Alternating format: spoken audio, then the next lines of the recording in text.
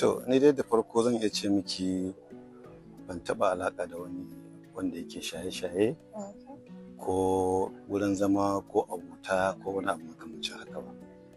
Amma ba zan manta ba akwai lokacin da na taɓa wato shiga wani tarko.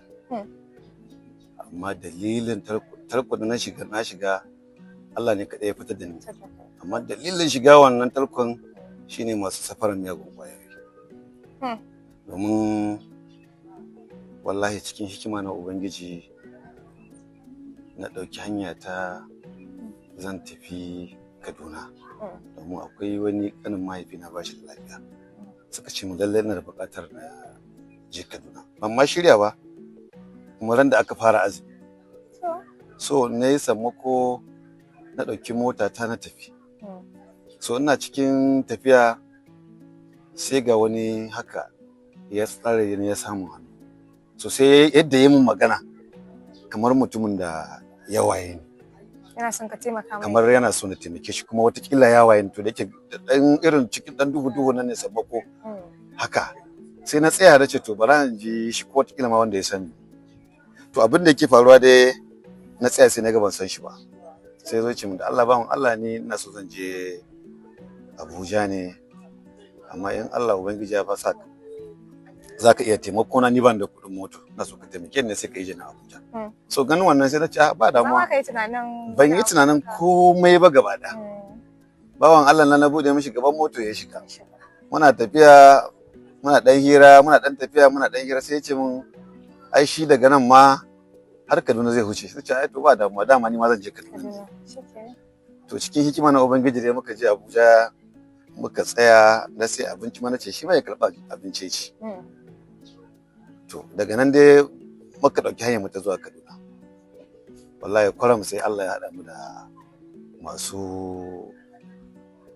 wato NDLA. Ya suka tsare mu ni kuma ne ban taɓa shakka ko ina motar fasinja ko ina mota na yi tunanin cewar wai akwai wani ɗan NDLA hanya ba saboda ni ban da alaƙa da tunda ni ba shaye-shaye nake ba hudda nake da su ba. Kuma sannan na sha zuwa bakin gate ko kuma a cikin moto za ki ga kawai da an zo an same ni sai ga an ce mun ma kawai ba damuwa da an leka an gan wannan an gan sai a ce ba damuwa amma an aka leka ga mai alamar sha ko mai abin nan sai a ce mishi ya fita. To muna cikin wannan maganar da ya leka ya gani sai ya zagaya wurin sa sai ya ce mishi ya fita.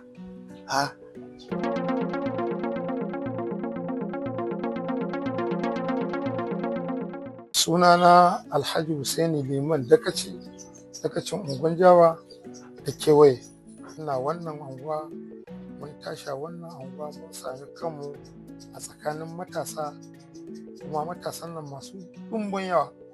Sai dai abin a sha a ciki shine mun tsinci matasan ariyan da baƙi da suke zuwa wannan ariyan.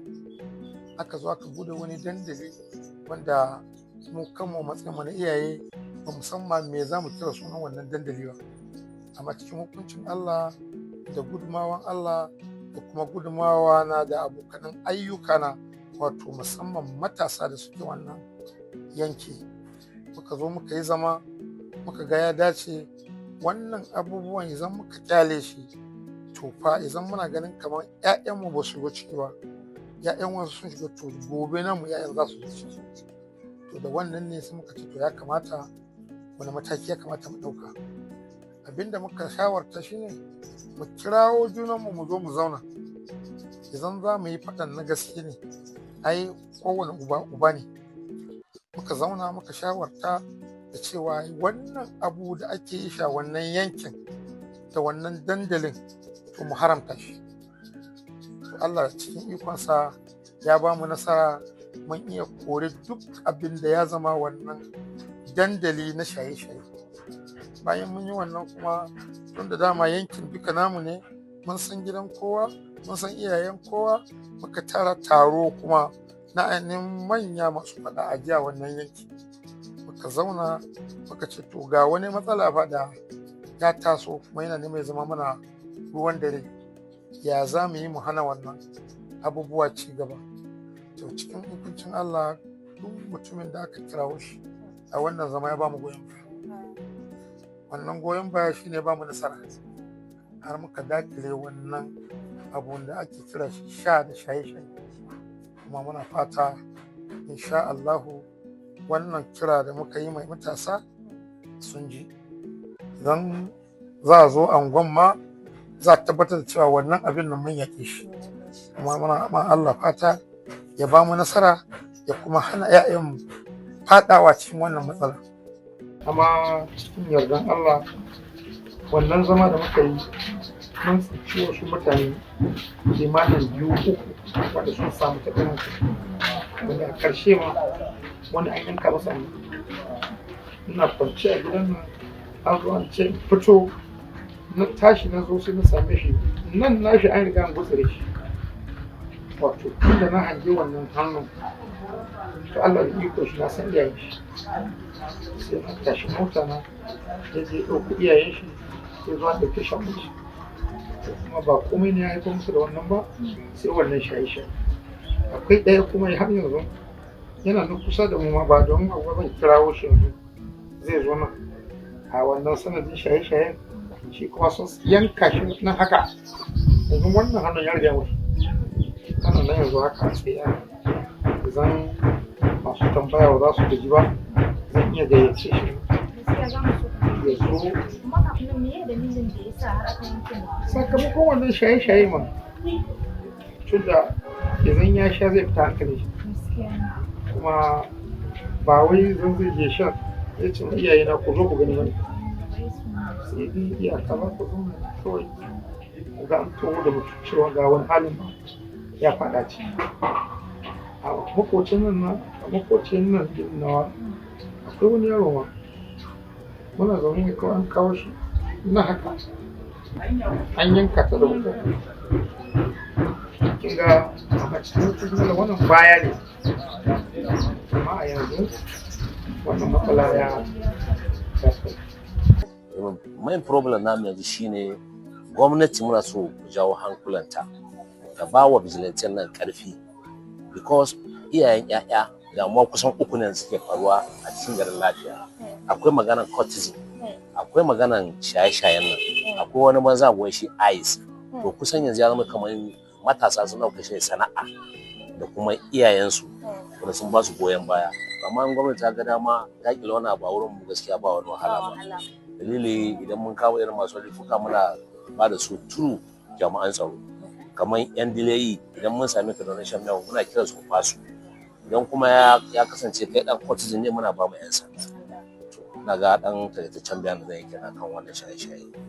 Mun yi nasara sosai cikin kashi 100, mun yi nasara sosai game da kauda gurbatattun mutane a wannan yanki. Sai dai yanzu abin da muke fuskanta shine yanzu wannan matsaloli na cultism da kuma wani zamani da ya zo mana na wani kayan shaye-shaye wai shi ice. Wannan abu ya fi wiwi masifa abin da muke gan shi a baya, don ya gurɓata tarbiyyar yaya. An kai kuma mizanin da ɗa zuciyar shi zai bushe, baya tsoron uwan shi baya tsoron uban shi saboda wannan shan wannan abu. Sannan kuma aka sake samu wurin gaza tarbiyya ga iyaye maza da suka kasa ba wa matansu da 'ya'yansu lokacinsu, sai suka bar ɗawainiya yana kai iyaye mata. Shi yasa idan yaro ya ta'addanci ko ya rashin ji a lokacin da jami'an tsaro suna da bukatar ladabtar da shi, to iyaye mata ba sa yarda, sannan kuma suna fita ne kwai da kwarkwata wurin fuskanci jami'an tsaro ko kuma musamman mu bijilanci, saboda mu ne mafi kusa da su. Muna samu wannan challenge daban-daban. Sannan kuma ga wani shi ma abu da muke jin shi daga Bukodi shine ya dawo jihar Nasarawa shine cultism. Na fuskanci kalubale da yan court kuma har yanzu muna fuskanta a kasa ko a Lafiya ko the whole Nigeria. It's a big challenge in the country a kasa, wanda ya sa in ka ga yadda yara suke tafiya yanzu abubuwan sai dai addu'a kawai. So shi wannan drug abuse din abubuwa ne wanda suka zo suka tabarbare ma mutane, wanda nake sa ran a takaice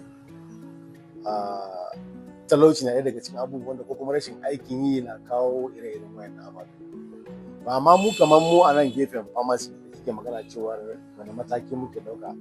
Mataki shine na ɗaya dai mutum ba za mu ba shi magani ba sai mun tabbatar cewa is a prescription an rubutu ne daga likita ko daga asibiti ko kuma wani health personnel irin other primary health centers haka. Idan suka rubuto magani so za mu gani cewa yes wannan rubutu ne na ma'aikacin lafiya to za mu iya ba da maganin da ya kamata mu bayar. So shine matakin da muke ganin za mu iya ɗauka. So apart from that ita gwamnati za ta iya shiga ta intervene don saboda akwai wasu wuraren da ake sayar da magunguna waɗanda magungunan da masu sayarwa ma ba su san me suke sayarwa ba an suna nan suna sayarwa. So kaga as long as ana sayar da irin wannan magunguna dole za a ta samu increasing na wannan drug abuse a wurin matasa. Kuma shi wannan dama dai drug abuse abu ne wanda idan mutum zai sha kwayoyi ko kuma drugs beyond normal ya wuce yadda aka bashi cewa ya sha don iya jikinsa ya dauka maybe bai da lafiya ne ko rashin lafiya ko kuma wani abu ya kama shi so sai a bace misali je ka sha paracetamol kwaya biyu wani sai ji daga nan kuma ya ji sai koma na shan daga nan har ya wuce. In kana da wani experience that you would love to share with the world so da ya zama ka gane irin ishara ga yara matasa masu tasowa domin kasu shiga harkan shaye-shaye? Shaye-shaye na kawo sata. Kuma shaye-shaye na damage rayuwar mutum gaba daya, zai ga ka bi ka tsotsi ma gaba daya. Kuma yanzu su something is it ice ne ko su koken ne ma gashi da tsada mutum ba ya ci shi ba sai je cewa shi zai siya shaye-shaye ya zo ya sha yana juma biyu tsotsi ya shiga damage mun shi daga mutum ya biya zama kamar sikila. Wani shawara na zama matasa ya zama shi ya hakuri ku kama sana'a mai sana'a bai taba sa mutum shi wani shaye-shaye ko wani abu because me yana ɗiba time da yawa in ka ji aiki da safe in ka dawo da yamma in ka gaje kai wanka ko ka kwanta amma idan kuna yawon banza yawon ɗaurin gaba ɗaya kuna into this kuna into sata kuna into shaye-shaye kuna bashi ma duka domin a samu a yi shaye-shaye. So in sha wannan zama matasa kenan a yawo kula ne masanayin addini na zaman banza. To masu kallon mu da fatan dai kun karu da wato maganganun da kuka ci daga bakin mutane daga waɗanda suke da wato masu ilimi ne akan ƙwayoyi da sauransu da kiwon lafiya. An ce dama waka a bakin mai ita ta fi daɗi. Da fatan dai hakan zai zama darasi kuma za mu yi ƙoƙari mu kiyaye mu'amala da miyagun ƙwayoyi domin mu tsira da mutuncinmu da rayuwarmu.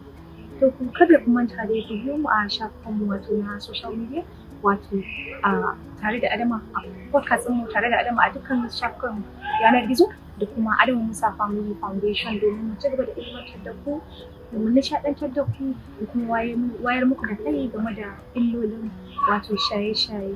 Suna na Adama Musa Family sai mun sake